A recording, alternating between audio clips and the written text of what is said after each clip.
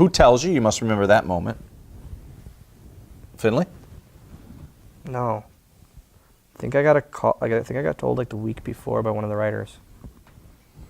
So again, this hit my head, and booze does this to you, I've realized. Okay. But I know I got told like the week before, hey, this might happen. Are you psyched? Hell yes. I should have never been signed by WWE. Ever. And now I'm going to be a champion? Like, this is awesome. Then I get there and I find out it's happening. Mm-hmm. Now it's even cooler. And then I find out I'm going to do a finish, which my original finish was supposed to be like a bulldog off the middle. And I asked him if I could do the tadpole because that was my indie finish. Mm-hmm. No, Chavo does that. Well, then I'm under the ring, and Dean Malenko's our agent. Under the ring, and Dean says, Dylan, can you do the tadpole? Funaki's doing the bulldog. Chavo's not doing the splash. I go, goddamn right I can. So. How did they get word to you under the ring? You were on I had a headset. walkie-talkie? Oh, I had a headset. Yeah, every night I always had a headset and a monitor, so I could see my cues, except on house shows, which had nothing.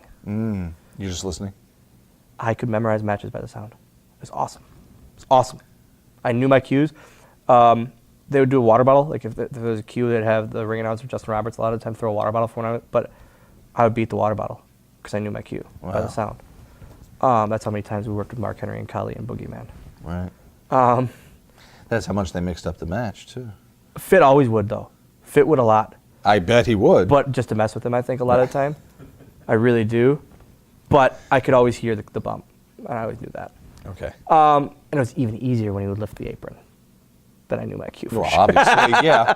But no, so the Cruiserweight title, again, I should have never won a title. Ever. And I'm winning the Cruiserweight title? Crazy. It's insane. As a wrestling fan, are you disgusted with your own company? Hell no. Okay. No, I know you're psyched. You know what, there's two things that piss me off. The criticism. Yeah, the whole wellness violation and the hatred for me killing the Cruiserweight title. They weren't doing anything with it. Gregory Helms had it for over a year, but that's the only thing at this time that people cared about it. You know? Mm-hmm. And then I did it, and we did stuff with Noble, and people cared about it again. Maybe in a negative way, but at least they were talking about it. Mm-hmm. It's better to have someone talking than nothing.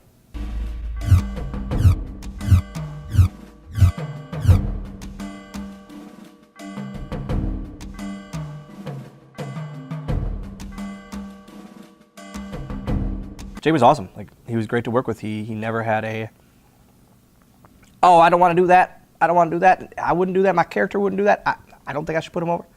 No, because he wasn't being used all that much. So to do entertaining stuff and ha-ha stuff and not take all that many bumps, he loved it. Right. Loved it. Now, he works as a producer later on. Oh, yeah, later. Later on. Much later. When he moved over to producer, he was like in charge of Shawn and Taker. Their 2 matches. It's crazy. Like, he went to producer, and then he was liked so much as a producer. He was one of the producers for their Mania matches. Insane. Right. Like, you would think Hayes or R and all that. Right. Hayes was on it, and Jamie Noble was on it. It's crazy to me. He's smart as a producer. I will say he's very smart as a producer. How much is a producer giving guys like that? He came up with their finish. Oh, okay. He came up with the Taker Shawn finish.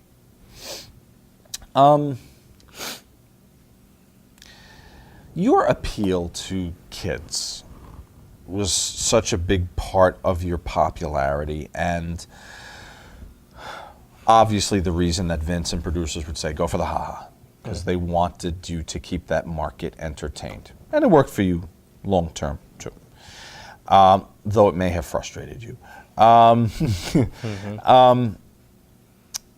Did you feel at the time that you were maybe alienating hardcore fans of the sport, or was it all good with you that was your role? You talked about knowing your role and doing your role and blah, blah, blah. Did you feel any of that frustration that, I could be more than this role? No, not at that time, because I was being used consistently. Later in the career, yeah. But at that time, I was still young. I was in the business for a year at this point. Or in the company for a year, I should say.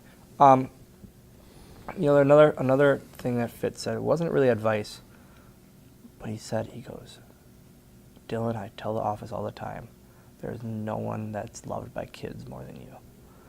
And it always resonated. And he would tell me that a lot. Like, whenever I was real down, if I got real down about stuff, he would tell me that, remind me. But it was one of those things, like, I didn't realize it until much later, how much kids loved me. When Fit and I were babyface, did babyface stuff, like fully babyface on ECW stuff, and throwing the hats and dancing around. I didn't realize it until like then, but I've never pat myself on the back or toot my own horn, but fucking toot toot, I easily was one of the most child-friendly characters. You and the Bushwhackers. I love Bushwhackers were my grandpa's favorite tag team. I know them. This ain't your grandpa's wrestling. No. What did you want your role to be? That time I was That time. willing to do whatever I could do. If it's getting me on the show, which it was every week, I was fine with it.